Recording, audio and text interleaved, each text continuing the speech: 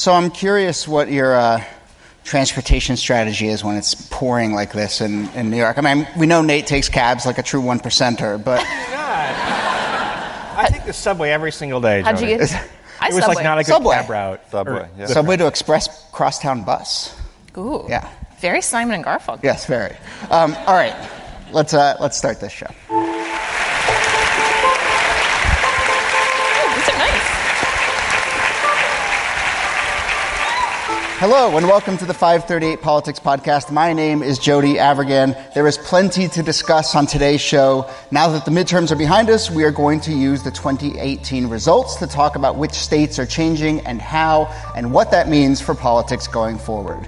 And then we're going to do our first post-midterm Democratic primary draft. Essentially, now that we know what we know, who has the best chance of winning over the Democratic Party in 2020, which is an election year. I don't know if you know, 2020, election year. Keep that on your calendar. And as you, dear listener, may have picked up on, we are doing it all in front of a live audience here at the 92nd Street Y.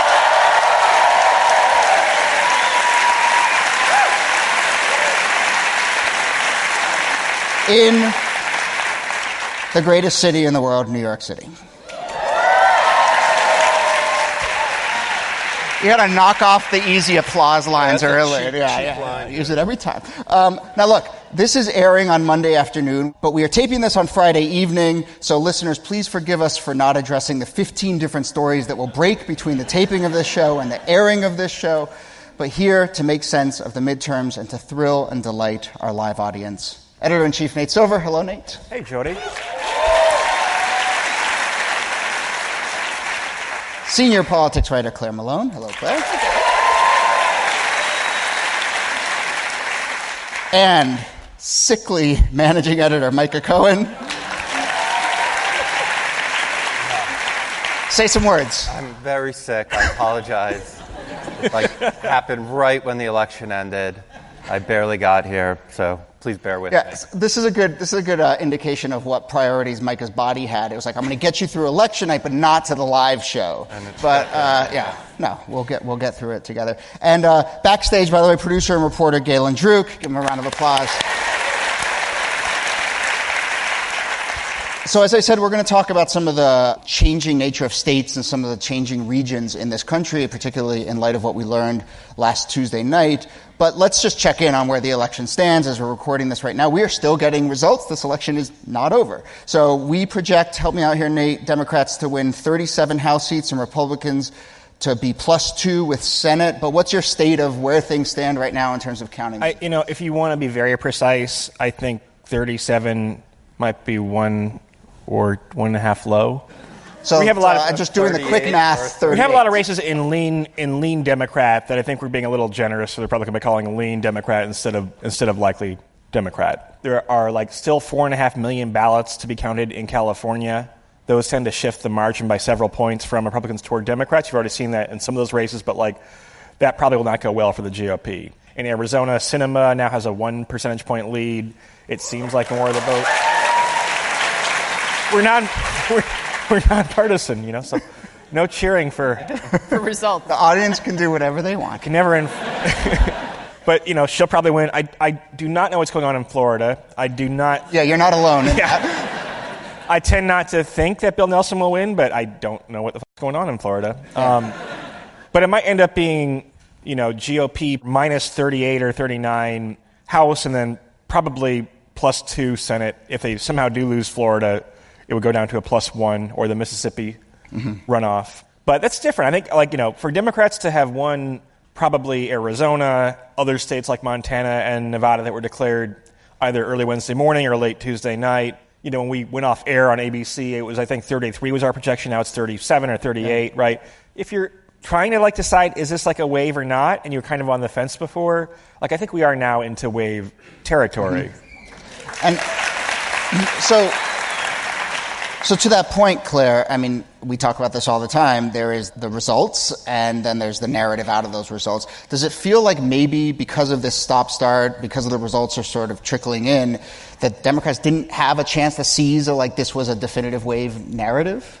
It's unfortunate that people go to bed at midnight thinking that they want to know if they think of it kind of like Christmas, like electoral Christmas, and that everything should be, wrapped up and exciting and done for, and then the next day you move on, which is not really how it works. And I think Twitter throughout election night kind of did a disservice to people who were second screening, because counties come in at different times. The East Coast results come in first. And so people get a very skewed vision of the night, but because they're just honed in and their faces on the paper, and they're not thinking about, well, what's going to happen next. And I think even, I don't remember what time we recorded our podcast on election night, but there was still stuff that I think 12:30 that came in afterwards that was surprising and would have changed, I think, the tenor of the conversation. I mean, there was like an hour, and if you saw our model, it was reacting to this.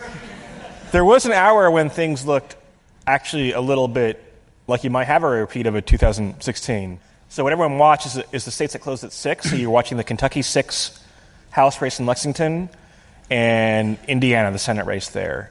And those were two of the worst results of the night for Democrats, where they lost Kentucky 6 by 3 or 4 points and lost Indiana by a lot, by like 7 points or 8 points. Yeah. Then you start to watch Florida, the parts in the Eastern time zone. And Florida was probably, after Kentucky and Indiana, the next worst state for Democrats. So, we designed a model. We can talk about whether that was overreacting or not. But there was legitimately a moment where kind of maybe the three worst results for Democrats all kind of happened to be 3 of the 4 that report first, along with Virginia. Yeah, and you could feel early on in the night those results starting to affect a narrative, which is silly for that to happen that early.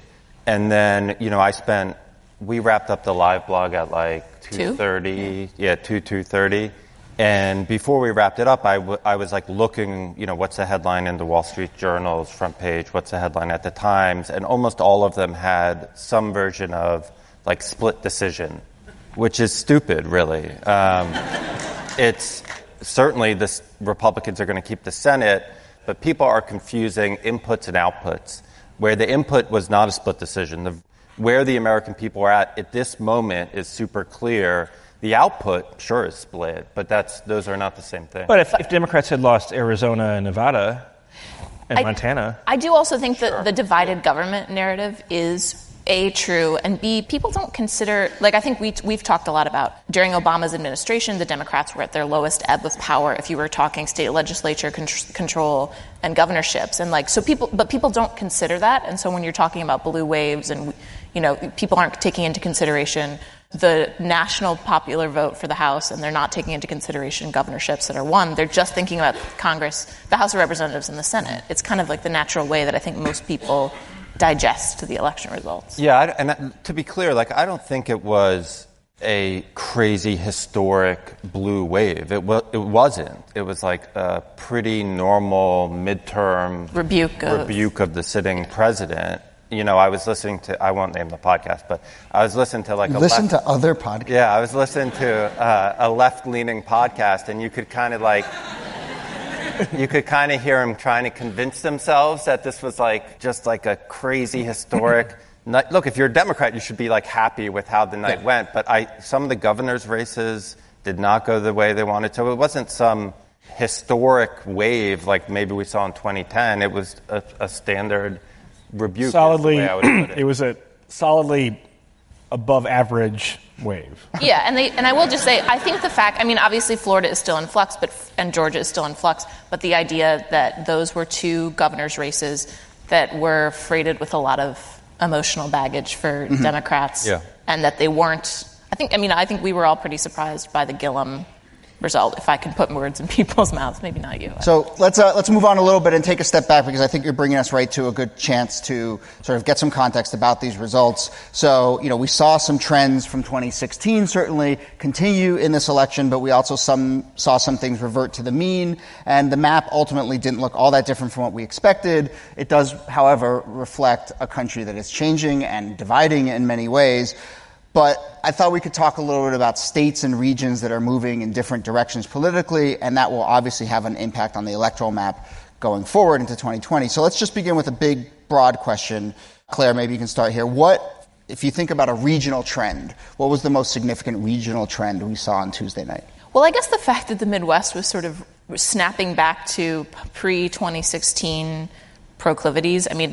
I did a talk earlier in the week with someone who said, what's up with the Midwest? They just keep on just changing their minds about things, which was interesting.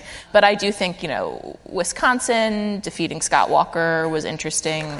I think the fact that I'm going to talk through there was some interesting stuff happening in the Midwest as far as reverting back to a non-Hillary Clinton Democrat, right? The one state that I thought was interesting in its split ticketedness was Ohio, which that's Claire's Ohio bias. No, but it is a thing because I do think Ohio might be getting redder and redder, and that Sherrod Brown, who's just been a fixture in the state for a long time, whose brand of populism has been steadfast and fits well with the Trump era, makes sense that he won in the Senate. And maybe I don't know what's going on. Maybe Cordray wasn't a strong candidate, but I also find the argument compelling that there are a lot of non-college educated whites in Ohio. There's an Appalachian flavor to the state in certain parts. You've got the Northeast Ohio, which has the Obama-Trump voter. And so it is a state that I keep on thinking about.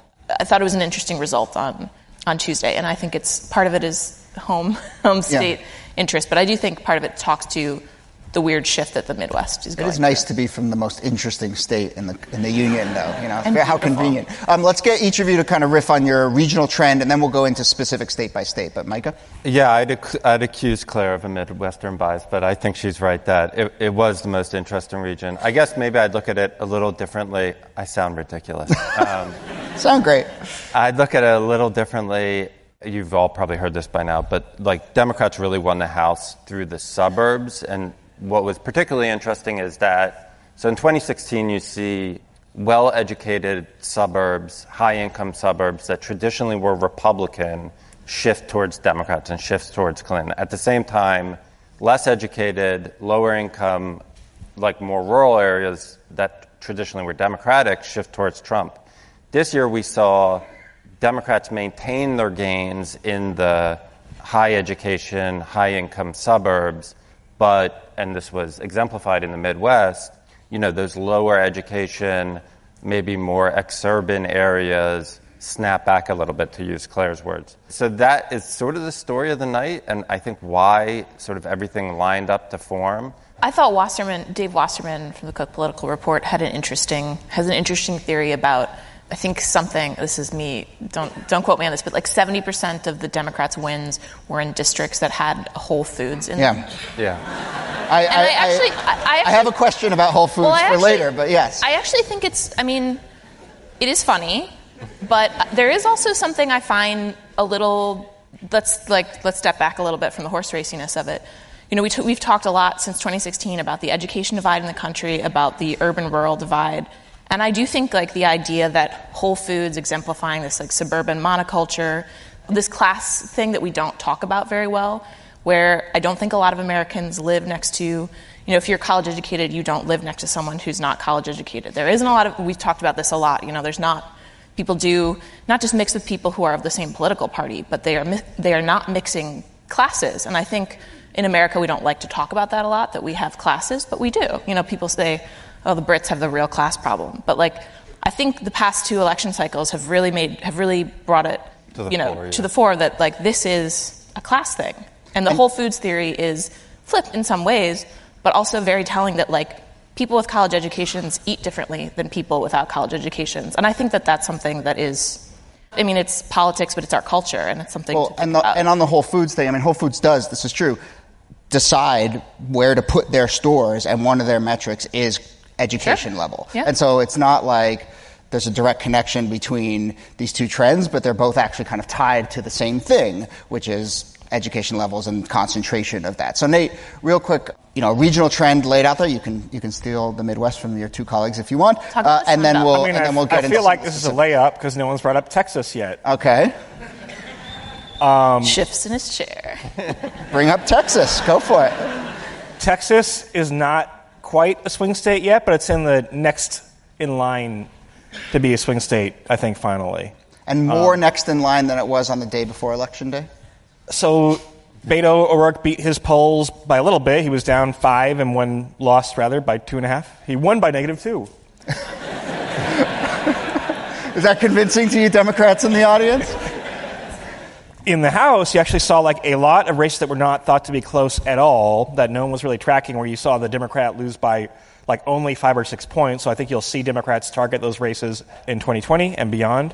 The turnout was like, I think, was it like actually higher than presidential year turnout, or like very close to it? I mean, it's pretty crazy, because that state, when everyone votes, is a lot different than the traditional Texas electorate. So again, I'm not saying it's in a swing state category yet. I'm saying it's in that Arizona, Georgia, maybe North Carolina category, where Democrats can compete there in a good year. And in the long run, if the upper Midwest goes bye-bye for Democrats, then they'll have to like find ways to actually win occasionally states like those. We'll come back to that, and maybe we'll jump right back into Texas and the Sun Belt. But first, I have to take a break and tell you that today's podcast is brought to you by WeWork. 50% of corporate real estate is underutilized. WeWork is 2.5 times more efficient with space than a typical office, freeing up room for new people, businesses, and jobs. Increased density and efficient use of real estate can reduce a city's carbon footprint, unlocking space in neighborhoods without requiring additional construction. With 260,000 members across nearly 300 locations in 23 countries, WeWork partners with companies of all sizes to provide the space they need, when and how they need it. Flexible terms, beautiful spaces, dynamic communities, and a range of privacy and design options create the workspace that's perfect for you today and changes with you tomorrow. Visit WeWork.com to find a location near you and learn more about office space products and plans to fit your business's evolving needs. Once again, that's WeWork.com. That will happen again later in the show.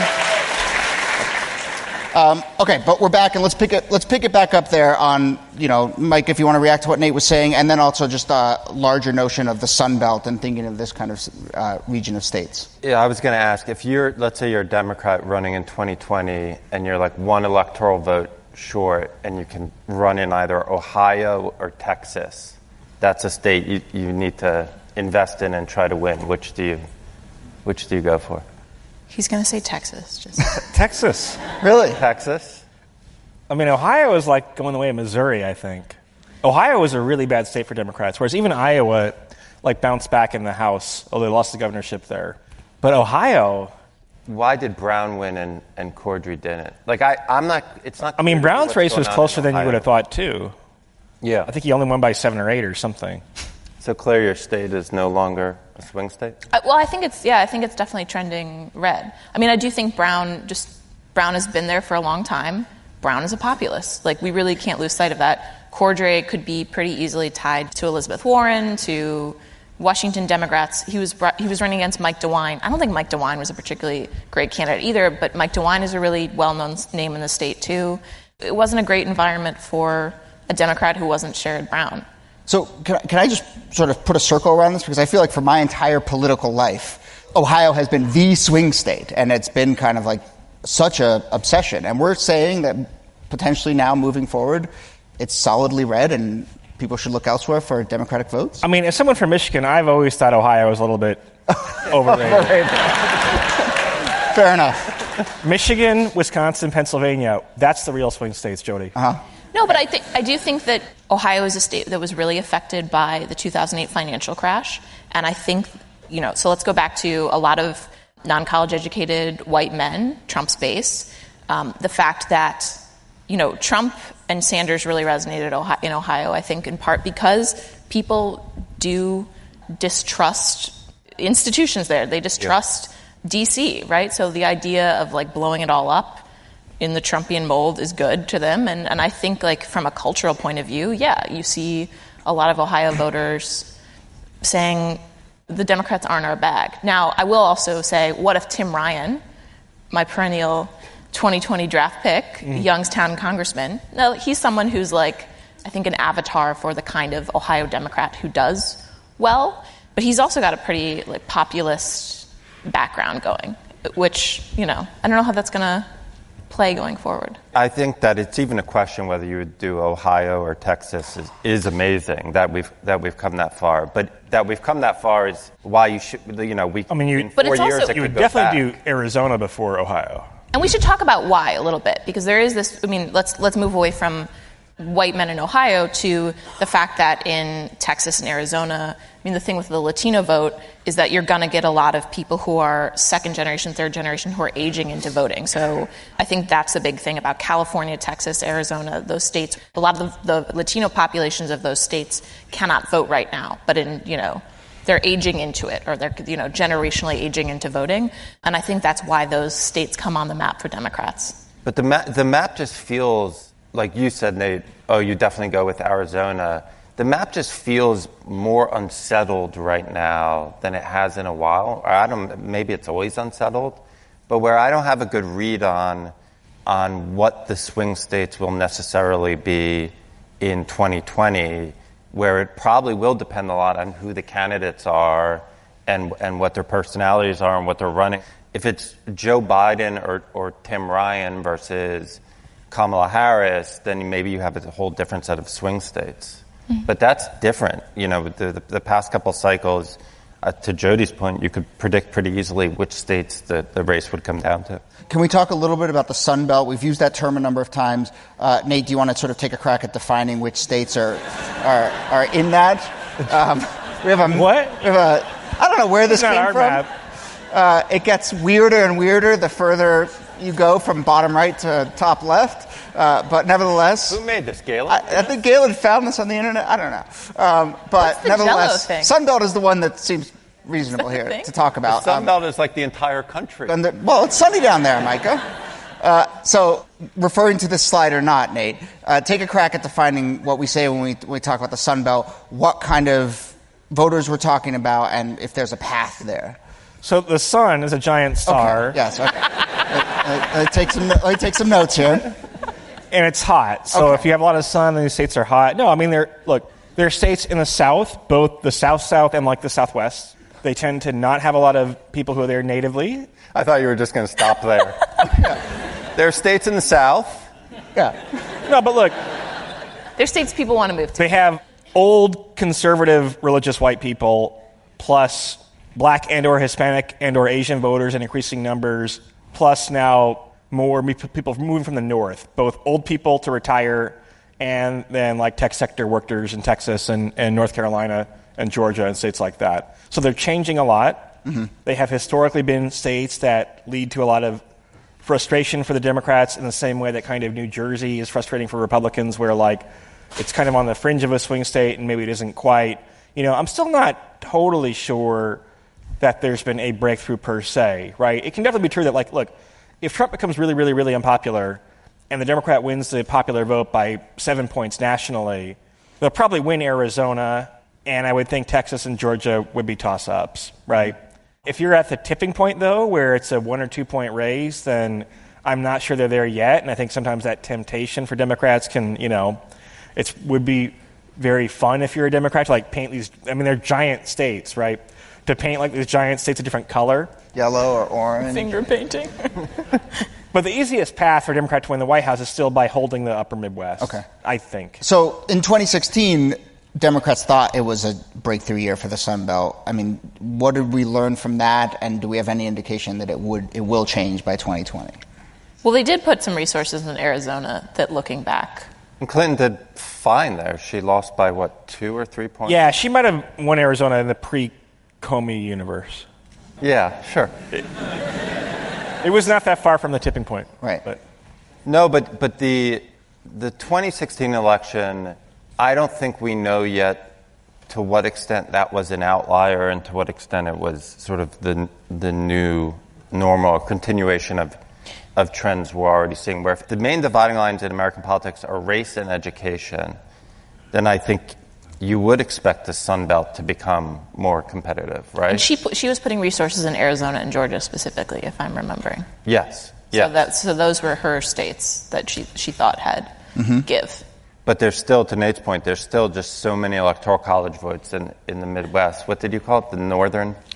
The Northern Path? Yeah. Something is weird about that. There's like an Italian political party called the Northern League, I think. It's like bad news. So maybe we won't use that one going forward. Yeah. So let's start to wrap up a little bit here. And I just want to ask, so how much should Democrats focus their energy, going back to this question of suburbs, versus rural parts of the country versus cities on well-to-do suburbs. I mean, we've been talking regionally, we've been talking at the state level. Obviously that matters because that's how the Electoral College is structured.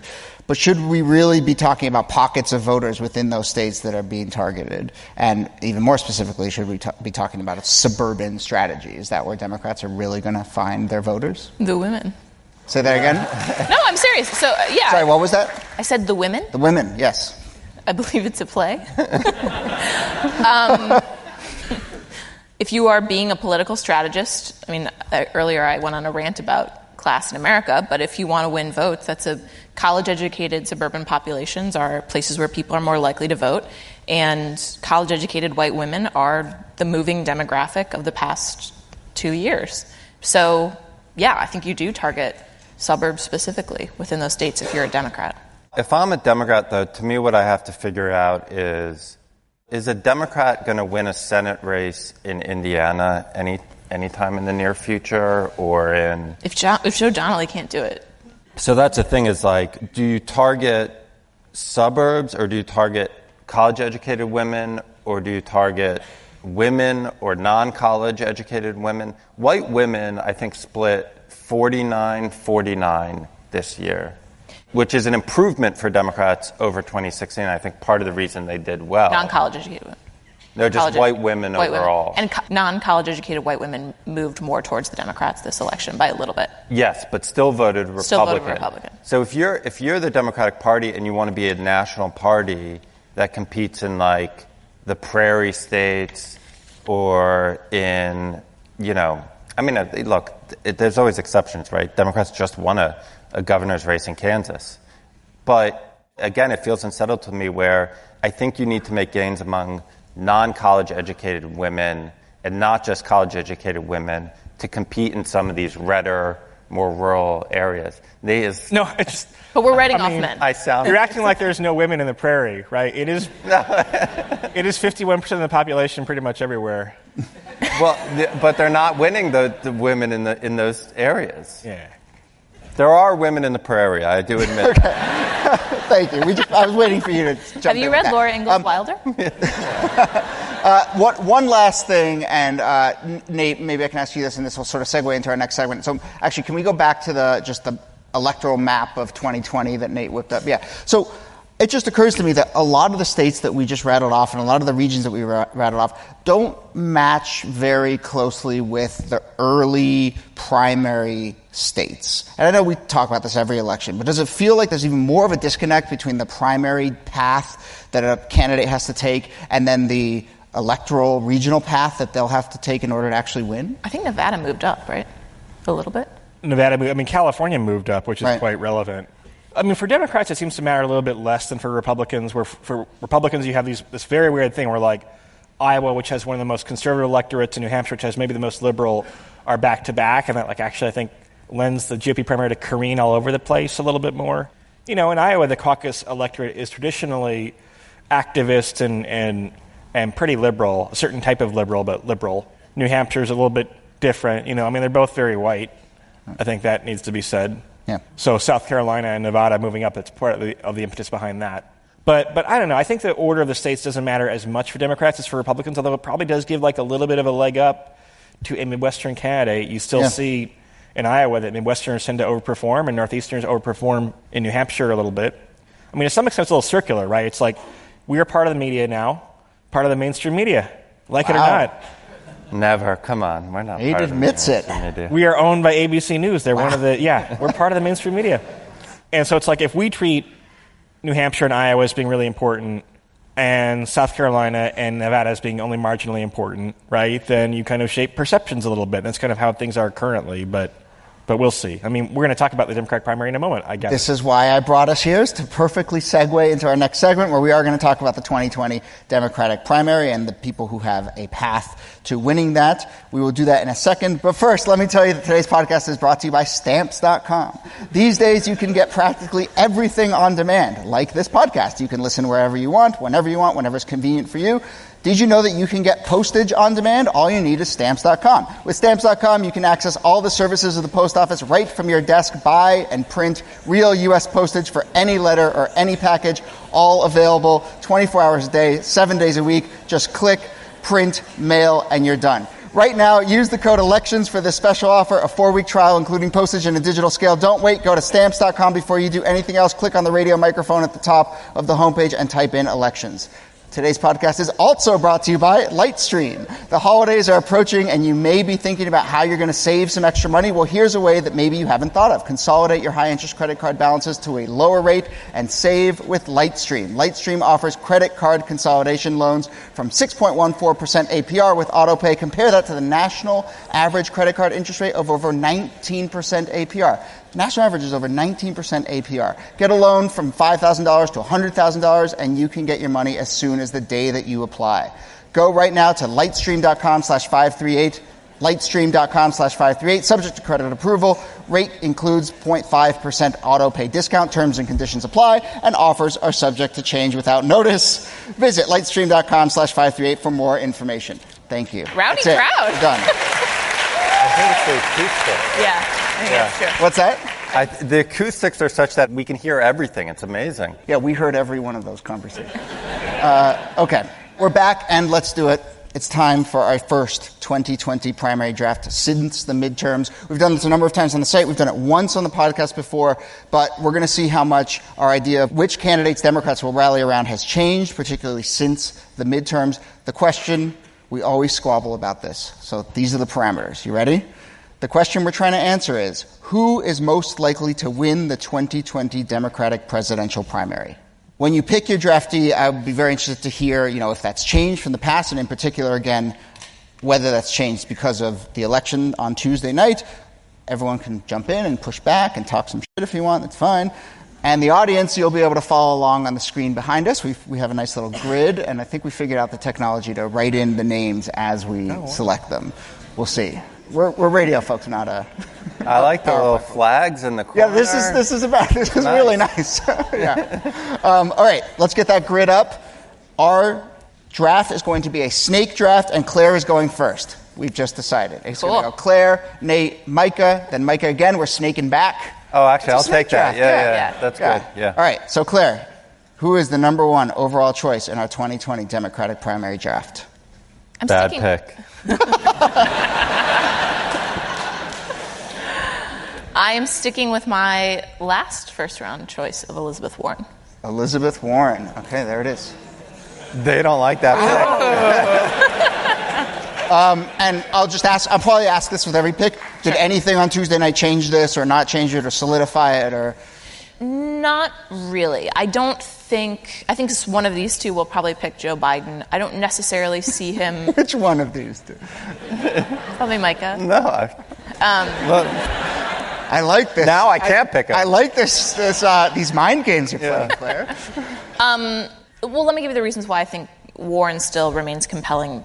I think probably this crowd is pretty sensitive maybe to the ad she released about her Native American heritage. I do think that was a misstep, but I continue to think she's a woman. She is a college-educated white woman. See aforementioned demographic that I was talking about. She is not, in some ways you could call her sort of like, she's almost like she was the philosopher king choice for a while. She didn't want to be in politics. She was the policy wonk. She was the law professor. She has these sort of progressive credentials while also saying, I love capitalism, right? That's her thing. She doesn't want anyone to paint her as a democratic socialist. She has a pretty good personal biography. I still think she's a solid choice. All right. Nate Silver, your choice. I'm trying to figure out if I should be tactical or not here, but I'm going to be the honest pick, and I'm going to go with Joe Biden. Joe Biden. Tactical would have been thinking that Biden is going to fall to the second Micah, round. having said that he wouldn't pick Biden, I could get him at 5. Okay, right? So, and do you remember, I don't know the historical trends here, but you've been picking Biden pretty high. Picking Biden a pretty lot. consistently. So nothing from Tuesday changed that for you? Not particularly. I'm looking at my list for what it's worth. Yeah, Mike is just bored and he's checking the info. No, but look, I don't feel well, so I can't remember anything. Keep going, Nate. I think you have a lot of candidates competing to be the new emerging brand of the party. I think you have a lot of candidates that are playing to the left and not the moderate left or the center or whatever. He is like way ahead in polls when you see them. Mm-hmm. He seems at least mildly interested in running. It seems like other candidates that are in that tier are afraid of him running and therefore being tentative, and so there are some signals there. I mean, he was the former vice president. We know he is very popular with He's like 200 with large years parts old. of the party, with African Americans. So the one-term pledge, dude. The one-term pledge. Wow. So, Okay. so your pick is... Who's his VP? I'm not going to reveal a VP because that might reveal who my next choice would be. Okay. But Biden plus the one-term I see. pledge plus some VP who is not a white dude. Kamala So Harris. in 2008, when McCain was losing by a lot, he reportedly considered Yeah. picking Bill Lieberman. Lieberman as his VP and taking a one-term pledge. And the reason they didn't do it is because they realized you're like a lame duck instantly. So I don't think that's a viable play. But good pick either way. All right, Micah. Micah, you get two here. I got But two it matters which one you pick first. It doesn't, In the though. snake. First round. No, it does for psychological reasons. Oh, yeah, okay. So my first pick is going to be Bad pick.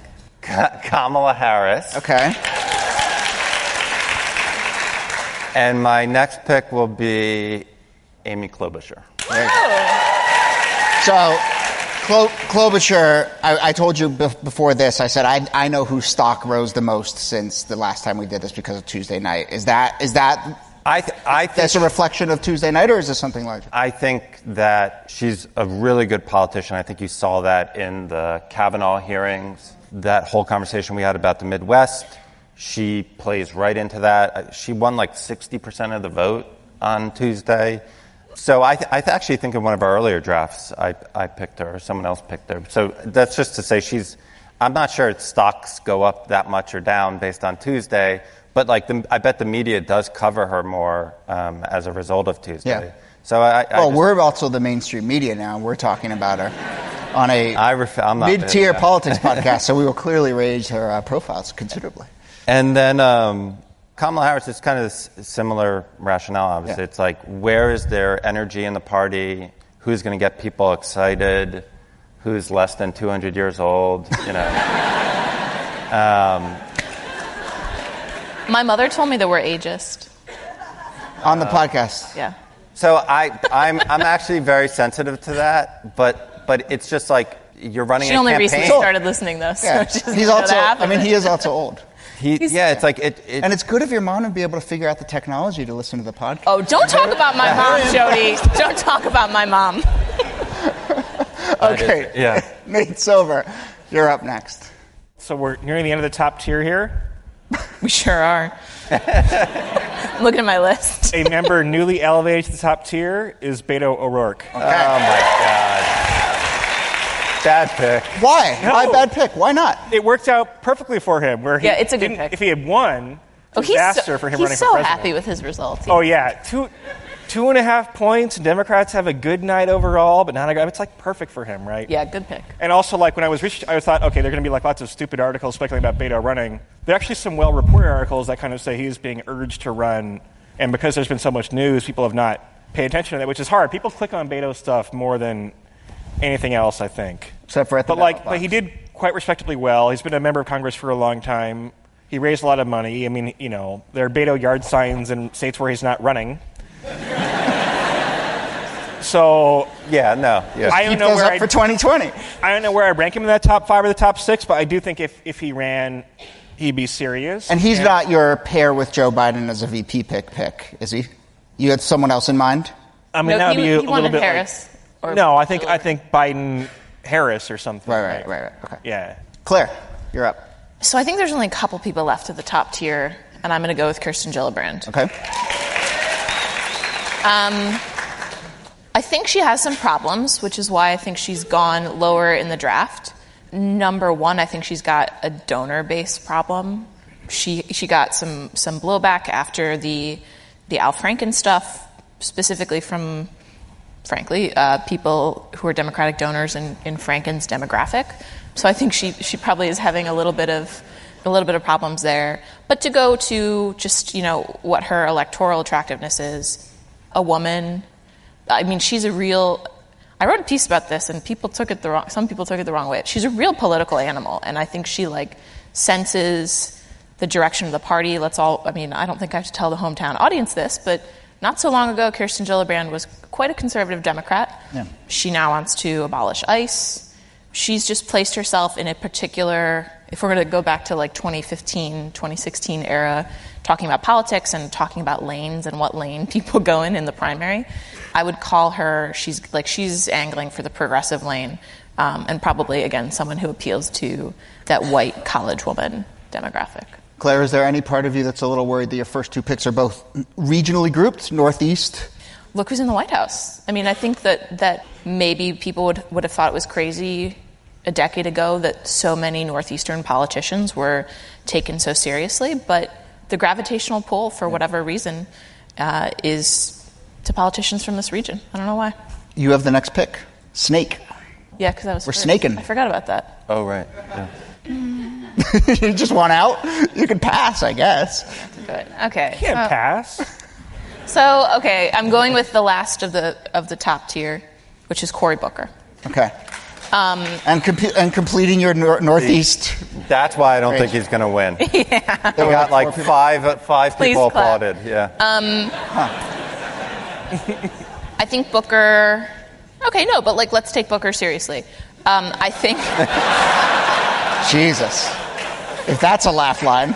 I just start watching Game of Thrones, and there's a line that's anybody who has to say that you're a king is not a king. Anybody is let's take Cory Booker seriously. Yeah. Yeah. He. That was not a sentence what I just said there. I think a lot of, I think he has a certain kind of handle on retail politics. I think some people find it a little gooberish, but he did used to have that kind of reputation for being the people's mayor in Newark. If Democrats were excited about Andrew Gillum as a black progressive who could turn out a base of voters that came out for Barack Obama and then stayed home during Hillary Clinton's election, Cory Booker is a person who could have the potential to attract those voters. But yeah, I think he's there's something sort of ineffable about whether you like him or dislike him. So that's, I think, why he's a little bit lower down in the top tier. I just, for some reason, continue to think in every draft you guys do, he's undervalued. I don't know. For some reason, I just think I could see him finding a lane. But There are people who think that, but I don't really understand. Yeah, there's one on stage. And then there's people who actually know what they're talking about. Go ahead, Mike. No, I think, look, the ability to excite and turn out black voters in a Democratic primary is invaluable. They are the base of the Democratic Party. And in a general election... Are we sure he'd do that? I'm not sure. I didn't pick him. But the reason I tend not to pick him is, I think you can go at him pretty hard for having ties to Wall Street. One of our writers pointed out to me that, I think it is hard if you're coming from outside the system and you're in New Jersey to not have ties to Wall Street. Yeah, I mean, he's also going pretty hard on trying to be preemptively. I believe he's one of the people who is putting forth a universal employment program. So he's trying to to balance that out a little bit. But I agree with you that he has that kind of hanging. I mean, of the three people on this list that were involved in the Kavanaugh hearings, he was the least effective of the three. That's because he came off as grandstanding. Yeah. All right, Nate, you're up. You have Biden so far and Beto O'Rourke so far. Freaking pick Bernie Sanders. Bernie Sanders, there he is. Okay, so you have number one pick. You are who you are. You've consistently picked, this group, but you've often picked Bernie much earlier. I think there's been times when Bernie's been your number one overall pick. So were you just knew that he would drop, or there's something that's going on here? Yeah, was the runner-up last time. He seems noticed. to want to run. He has a good organization. He has a B in his name, which is clearly a trend here. He's second or third in the polls, which is actually not great because he should probably be first, given that he was runner-up last time. It seems like Elizabeth Warren is trying to preempt his path, which is also not great for him. But that's why, despite obvious possibilities, he's the 8th pick and not the number 1 pick. But for an 8th pick, I think that's a very valuable pick. Okay. So we're going to do one more round up here, so each of you will have 4, but we got to cruise through it. So, Mikey, you're going to make 2 picks, then Nate's going to go, and then Claire's going to finish us off with her final pick. If you can even come up with this many people. I got to look at my list. Oh, we can. Yeah, I mean, there are people. We're at a point now where it's kind of plateaus. But I'm gonna take a risk, and I'm gonna pick Andrew Gillum. Okay. Why not? Possible value late in the draft? Yeah, it's late draft value. No, really good campaigner. I just don't think, winning by half a point in Florida versus losing by half a point in Florida matters a lot to who governs Florida. Yeah. I mean, but that's a very 538 thing to say, that winning by half a point and losing by half a point are basically the same. But to the world, one's winning and one's losing. I agree with that. I'm just saying, if we're looking for signal of how good a politician someone is, right. I don't think that half a point makes much of a difference. He's also been doing it for a while. Like people, I mean, I know there's a whole narrative about how he's an outsider, but it's like, he actually wasn't that much. You get another pick here. I'll go with some like Midwestern white Don't guy. Don't look for us for help. I'll go with John Hickenlooper. Okay. Interesting definition of the Midwest, but yes. The Plains. Good beer. Anything between the coasts. You're just trying to force Galen to write Hickenlooper. Hickenlooper, yeah. Okay. I'm looking at the online betting odds. And hold on. Yeah. Oh, you wanna? I want to share something interesting, which is that they have Ocasio-Cortez listed. She can't even who's run. not yet 35 years old. Look, the Scottish teens aren't known for their research right now. Frankly, I mean, there's a drop off after 9 or 10. Yes, we've noticed. Go ahead, Nate. Yeah. I'm going to make a pick that I kind of hate. Can I really make this pick? Yeah, do it. Do it. Bloomberg. Okay. Oh my God. No way. We do this. That is actually such a bad We do this every time. People convince themselves that Bloomberg can do it. It's a bad not pick. going to happen. They're all bad picks, and of the bad picks, he has billions of dollars. No joke. When I took a Uber after the live blog home, and the driver asked me if Bloomberg was going to run in 2020. Yeah. So we have. If I'm Tom Friedman. Yeah, exactly. I like that Tom Friedman. He dropped a lot of money in those House and Senate races late, and all indications are that he is serious about running. I think concerned about whether Biden would run. He is. No. All indications are that he likes people information. saying all indications are he's serious. No. He is serious about running. We'll see. I mean, it's not like that's subtle if you read the trade press.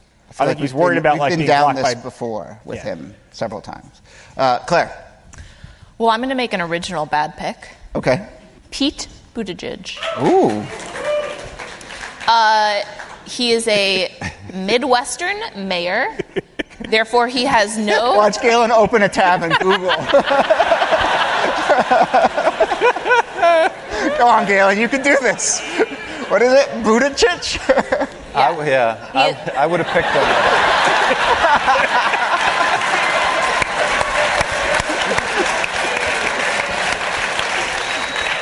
Can you spell it? I believe it's Buttigieg. Okay. Wow. Is that correct? Anyone know this for sure? That looks right. Yeah, sure. Look, I like that everyone in the last column has 2 letters in a row in their name. That's nice. Anyway, Pete Buttigieg is the mayor of South Bend, Indiana. The reason why I pick him is, one, I think he has ambitions for it. He tried to and failed in his attempt to run for DNC chair, but it was an interesting campaign. He is gay. He is an Army vet. I believe he is a former Rhodes Scholar. But also, I think kind of crucially, he doesn't have a national record. And I think, that's something that helped Trump. And I think that is an interesting thing, especially when you're talking to an electorate that is pissed with D.C. Buttigieg is kind of an outsider, but also someone who has experience. He is from Indiana, which is a red state, but he's a Democrat. He's in a blue spot, blue island.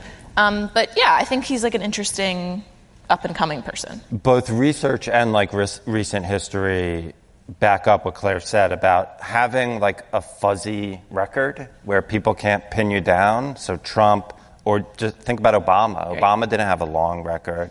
It's a huge advantage in a primary. Claire, I cannot believe you didn't pick Tim Ryan, though. I know. You let him go. I let him go. One more pick? All right. No, we're done. Okay. Sorry. Thank God. Can I just just to say this name out loud. It's never come up, but I just want to say it into a microphone. Bad pick. Yeah, Stephen Colbert. Why? What? Why not? Look, I mean, we're all the way at the end here. Wait, Jody, are you just trying to start something? A little bit, but also, why not? If we're going like really wild, why not? What if we had if we're gonna go like celebrity picks, sure. I think we go. Let's do a celebrity round. I think we go Oprah. I think we go The Rock. I think if Michelle Obama ran, she would win. Yeah, she would win. She would win. She's not going to run, though. What if we had like a 100-round draft for charity or something? Okay. But I would take The Rock the charity. over Colbert. Yeah, you would take The Rock over Colbert. Is there any celebrity you would take not over Colbert? No, I mean he's clearly engaged in these issues. Yeah. Look, at this point we can't laugh anybody off, right? We tried that like once. You just did. Yeah. And it was me. Okay. Take a mental picture of this. We will continue to do this. Wait, who won? Oh, who won? Yes, let's do an audience applause. Okay. Oh, no. So, who thinks that Claire Malone won in terms of, the most viable collection of candidates? Who thinks that Nate Silver won? What? He clearly didn't. Who would have applauded just for whoever had Bernie Sanders on their list? Okay. No, I think it's Beto. And who thinks? Maybe Beto. Who thinks Micah Cohen won? I think you actually. What? Okay. All right, there we go. All right, that brings us to the end of the show. That's a wrap. Thank you, Nate Silver. Thank you.